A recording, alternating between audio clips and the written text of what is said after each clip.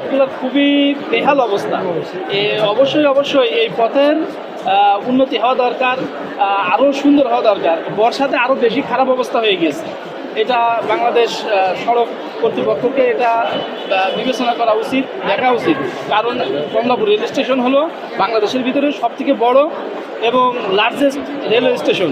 আর এই রেলওয়ে স্টেশনের প্রবেশ পথ যদি এত নাজুক অবস্থা হয় তাহলে তো আমাদের জন্য এটা দুঃখজনক। এভাবেই কোটি কোটি মানুষের ঘরে দেশ জুড়ে ফ্রিজ একটাই, ওয়ালটন। এজন্য আমি বাংলাদেশ রেলের প্রতি শুভকামনা এবং বাংলাদেশের প্রতি শুভকামনা জানিয়ে আমি আমার অভিব্যক্তি শেষ করছি। দর্শক, আমরা যেমনটা দেখানোর চেষ্টা করছি, এখানে রেলওয়ে ব্যবস্থাপক যিনি আছেন, একজন যাত্রীর সমস্যা দেখে উনি সরাসরি ওনার কথাগুলো শুনেছেন এবং ভিডিও করে নিয়েছেন। আমরা একটু যাত্রীর সাথে কথা বলার চেষ্টা করব। আসলে আপনি কি অভিযোগটা করেছেন ওনার কাছে? আমি স্যারের কাছে অভিযোগ করছিলাম যে এই স্টেশনে ঢোকার যে পথগুলা, প্রবেশ পথ, এই প্রবেশ পথগুলোর সংযোগ সড়কগুলো আর খুবই বেহাল অবস্থা। আরও বর্ষার কারণে আরও বেশি অবস্থা খারাপ হয়ে গেছে। তা বাংলাদেশ সড়ক কর্তৃপক্ষের অবশ্যই এই দিকে নজর দেওয়া দরকার।